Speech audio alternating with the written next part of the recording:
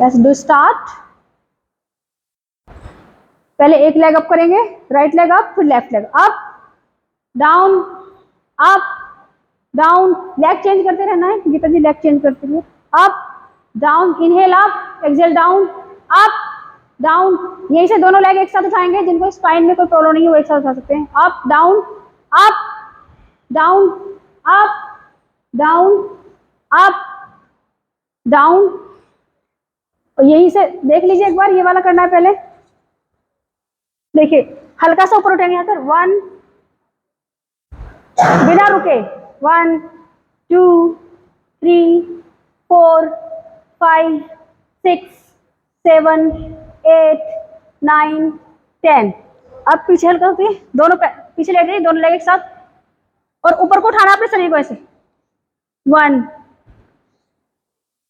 2, नितंबों को ऊपर उठाओ अपने, 3 ऐसे, 4 ऊपर उठो पूरी, वसुंधरा जी उठो, 4 5 6 7 8 9 10। यहीं से साइकिलिंग ये वाली, देखिए हाथ में है पीछे, cross cross crunch, 1 leg fold करके, 1 2 3 4 5, ये वाला देख लीजिए एक बार मैं इस तरह से करके, 1 2 3 4 5 6 7 8 9 10 11 12 13 14 15 16 17 18, वेरी गुड, 19 20, पीछे कम बैक। यही से करेंगे पहले साइकिलिंग, इस तरह से पूरी बड़ी साइकिलिंग, 1 2 3 4 5, अपोजिट साइकिलिंग, 1 2 3 4 5, दोनों पैरों से एक साथ साइकिलिंग, जोड़ लीजिए दोनों पैरों को एक साथ, दोनों लेग एक साथ मिला लीजिए, 1 पूरा ऊपर लेके जाना 90 पर, पूरा सामने नीचे, 3 4 5, गीता जी दोनों पैरों से को मिला के करना है, 6 7 8, सीमा जी आप घुटने फोल्ड करके कीजिए, बहुत अच्छा है क्योंकि स्पाइन पे लोड कम आएगा, 6 7 8 9 10, अपोजिट साइकिलिंग, पेट कम हो जाएगा बिल्कुल पतला, 1 2 पूरा ऊपर की तरफ लेके, 3 4 5, हिम्मत कीजिए गीता जी, बहुत अच्छे, अगर आप फर्स्ट टाइम में 5 भी कर लो तो काफी है, 6 7 8 8 9 10 10 9 8 7 6 5 3 2 3 2 1, वेरी गुड वेरी गुड। अच्छा अच्छी बात है बहुत। एक बार एक और करेंगे अभी, दोनों पैरों से एक एक पैर से सर्किल बनाएंगे। पहले राइट लेग से पूरा गोल बड़ा सर्किल 5 टाइम्स, 1 एक सर्किल, एक लेग से भी, एक लेग से 3 टाइम्स, 1 2 3, इसका opposite anti clockwise, 1 2 3, leg change clockwise, पहले 1 2 3, एंटी क्लॉकवाइज, 1 2 3, दोनों लेग आपस में मिला लीजिए, दोनों लेग से एक साथ 10 टाइम्स, पहले क्लॉकवाइज करेंगे सब एक साथ, एक तरफ जाएंगे ऐसे, 1 2 3, पूरा घुमाइए दूर तक, 4 5 6 7 8 9 10, अपोजिट, 1 2 3, थोड़ी और स्लो कीजिएगा, 4 5 6 7 8 9 10, धीरे से बिल्कुल स्लोली एकदम स्लो नीचे की तरफ, रिलैक्स करें।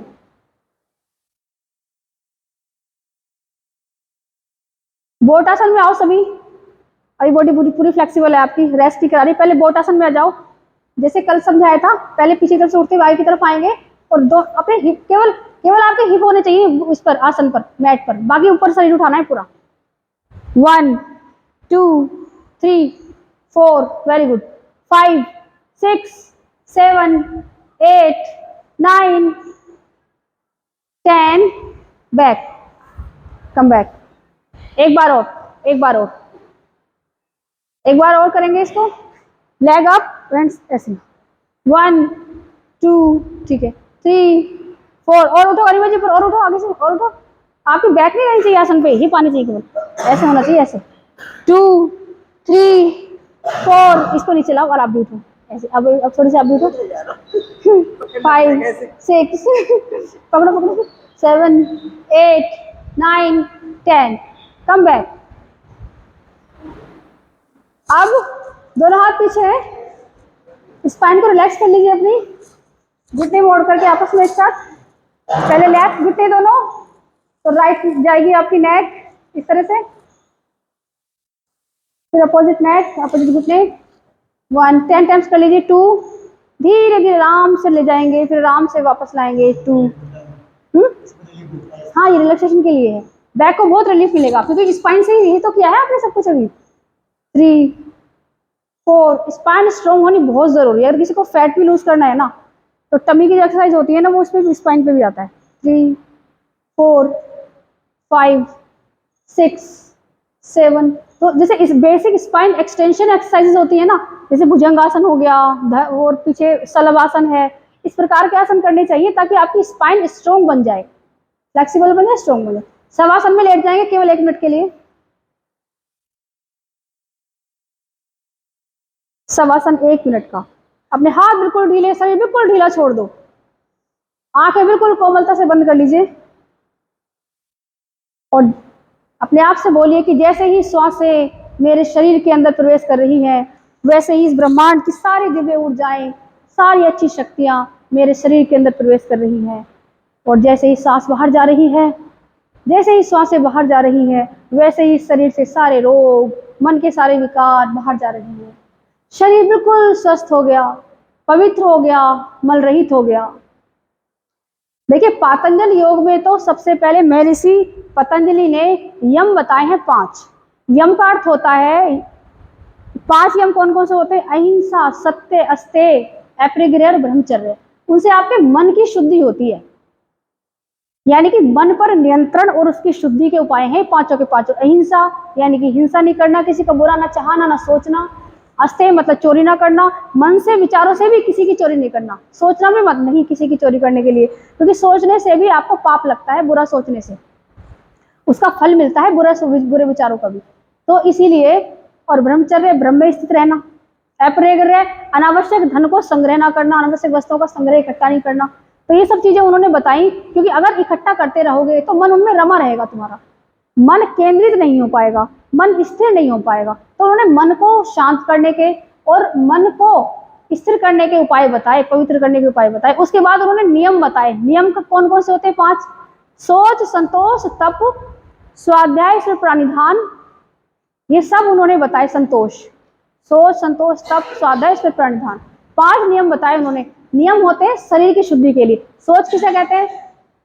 जब आप बाथरूम जाते हो, सोच मतलब मल निष्कासन के लिए क्रिया होती है, तो वो सब चीजें, एनिमा क्रिया करते हो, सारा मल से शुद्धि हो जाए शरीर की, रोग उत्पन्न ना हो, ठीक है। और तप होता है किस तरह से अपने शरीर को मजबूत बनाना, द्वंद्वों को सहना, गर्मी सर्दी को सह लेना, सुख दुख को सहना, सुख दुख में समान रहना, लाभ हानि में समान रहना, प्रतिकूल अनुकूल में समान रहना, ये सब होते हैं तप।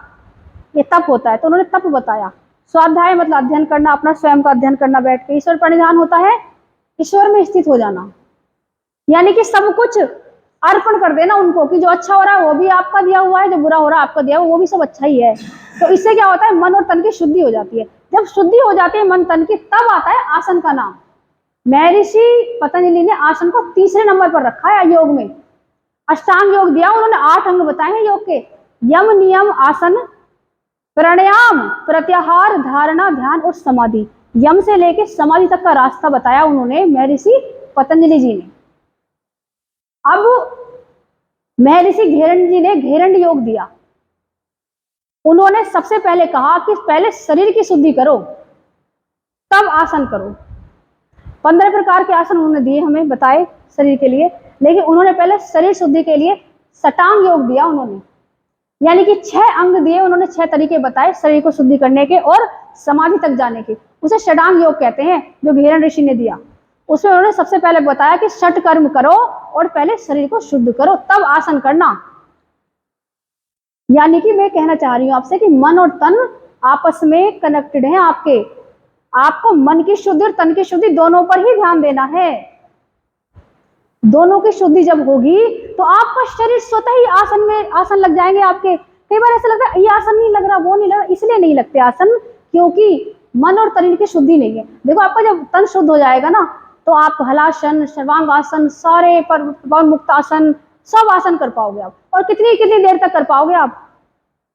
इतनी फ्लेक्सिबिलिटी बढ़ जाएगी, इतनी शरीर में ऊर्जा बढ़ जाएगी कि आप आराम से सारे एक्सरसाइज कर पाओगे। लेकिन क्योंकि शरीर अभी शुद्ध नहीं है, शरीर स्वस्थ नहीं है, तो इस कारण से क्या होता है, कर नहीं पाते अधिक देर तक आप। तो जब षटकर्म करोगे, शरीर की शुद्धि कर लोगे, उसके बाद ही प्राणायाम बताया उन्होंने कि प्राणायाम भी तभी करना चाहिए जब शरीर की शुद्धि हो। नाड़ी शोधन भी तभी करना चाहिए जब आपने नेति क्रिया कर ली हो, एनिमा क्रिया करके अपने शरीर को शुद्ध कर लिया हो, धोती क्रिया कर ली हो, कपाल भाती बताया उन्होंने शरीर की शुद्धि के लिए। तो इन चीजों पर भी ध्यान दो। साथ में आसन और प्राणायाम से पहले इन चीजों का भी ध्यान रखो कि शरीर आपका शुद्ध रहे। जो भोजन आपने किया उसका पाचन ठीक से हो जाए, पाचन ठीक होने के बाद जो भी मल बने वो बाहर निकल जाए, तो शरीर भी शुद्ध रहेगा, मन भी शुद्ध रहेगा। यही से देखें अपनी सांसें कितनी शांत होगी आपकी सांसें। और अपनी रिंग फिंगर से अपने आज्ञा चक्र पर हल्के हल्के भूमध्य चक्र पर ले जाएं अपनी हाथ उंगली को, और उसे मसाज करें, हीलिंग करें, और हाथों का घर्षण करें, फिर अपने शरीर को हील करें। पहले रिंग फिंगर उठाओ, अपनी रिंग फिंगर से मसाज करनी, ये वाली रिंग फिंगर होती है ना, इससे पहले भूमध्य भाग पर मसाज करनी है, हल्का सा इसको हील करना है, इसको प्रेस करके रिलीज करना है। लेफ्ट साइड करवट लेके सीधा हाथ रख के तब वापस आना है।